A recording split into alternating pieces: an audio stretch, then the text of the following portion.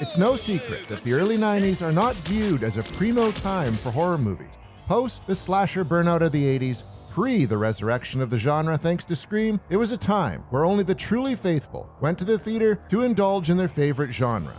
And yet, we were given some memorable flicks that you almost certainly wouldn't see in theaters today. Movies like Leprechaun, Man's Best Friend, Body Parts, all graced the big screen, while today they'd almost certainly be sent right to VOD, maybe unless they were produced by Jason Blum. Another title that one can't even picture getting a theatrical release? That would be Dr. Giggles, a movie I just can't picture getting an elevated horror update from A24 anytime soon.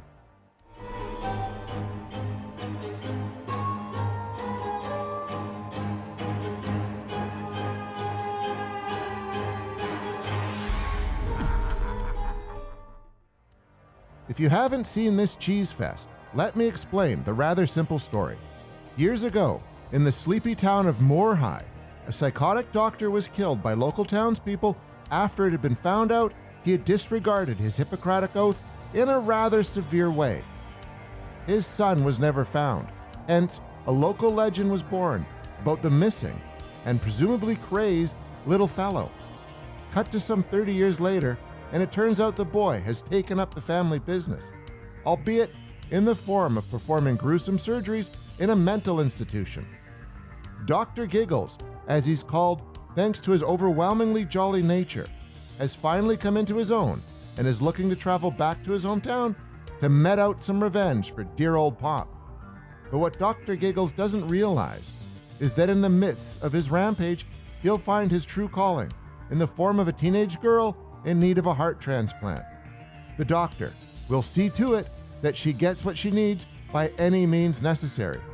Safe to say, the doctor is out of his mind. While not exactly revered in the horror community, there's no doubt a small contingent of us are true Dr. Giggles supporters, and there's no shame involved in that.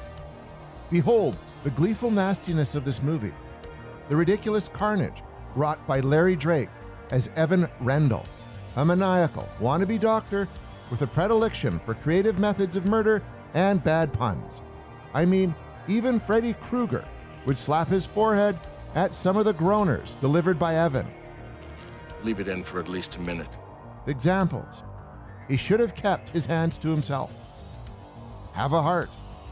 Just wait until you get the bill. Here's a movie that knows just what it's doing, playing its gruesome mayhem with a wink and a nod, and maybe even a giggle, inviting you to laugh along with it. And when it comes time to let the bodies hit the floor, director Manny Cotto does so with aplomb, coming up with a variety of amusingly morbid ways to dispatch a rather sizable group of mostly unsympathetic characters.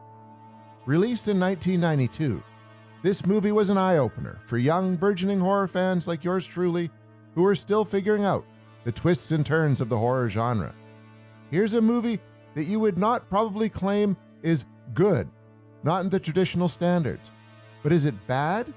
It's completely self-aware from the moment the title hits the screen. Cotto knows his premise is unexceptional on its own, so he loads the film with moments of cheesy bad comedy and over-the-top kill sequences sure to leave you doing a bit of giggling of your own.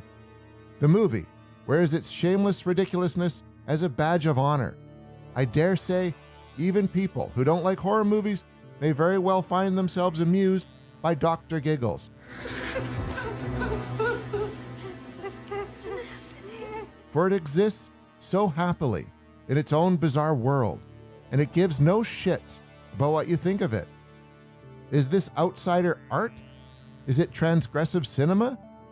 Probably not, but holy hell does it achieve a certain level of admirable lunacy. And it's not just a tongue-in-cheek pun fest. In its own strange way, Dr. Giggles is actually kind of a creepy movie. While Evan is more or less a goofy figure, Larry Drake plays him sincerely. And Larry Drake was a bit of a scary dude, rest his soul. His looming presence in the movie is unsettling. He seems to tower over every one of his victims, and does that face of his ever fill the screen? Those bulging eyes are pretty hard to shake off. No wonder they were featured so prominently on the movie's poster.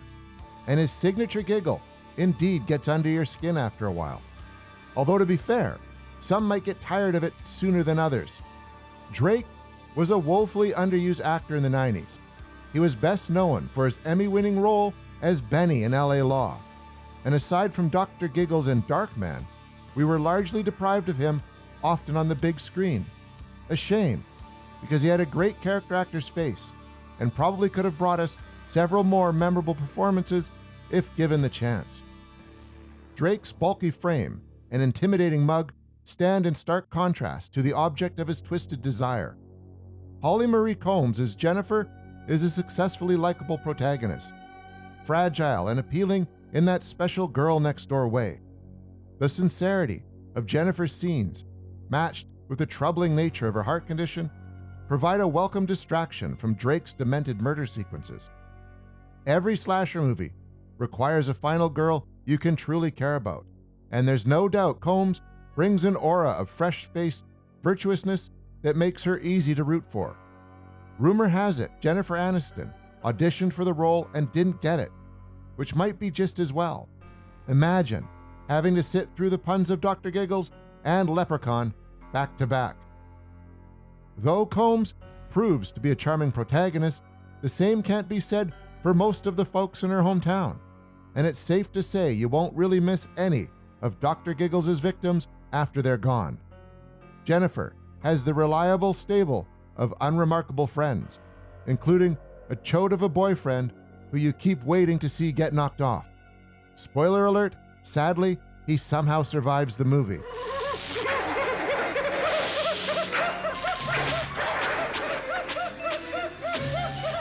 The rest of the cast gets iced in spectacularly messy ways, and if the movie isn't always a splatterfest, it does plant some pretty ghastly images in your head. One dude gets castrated via scalpel, which is totally fine because he was wearing a backwards baseball cap to bed. Said dude's girlfriend gets her temperature taken in a most uncomfortable fashion. A woman has her stomach pumped in a manner that might make you swear off ice cream forever. And a local health practitioner makes the acquaintance of the most comically oversized blood pressure cuff you've ever seen. I'm not really sure where Dr. Giggles finds some of these instruments, but if he made them himself, he absolutely missed out on what could have been his true calling, making hilariously impractical murder gadgets for society's wackiest slashers. Apparently, the film ran into a lot of problems with the MPAA, as the organization was really cracking down on gore and horror movies back in those days, which might explain why the movie doesn't have more in-your-face bloodletting. Dr. Giggles isn't just an affable freak who randomly picked serial killer as a profession. Naturally, he has an origin story, and the almost scary fairy tale nature of just how Evan Rendell became so nuts is one of the movie's high points.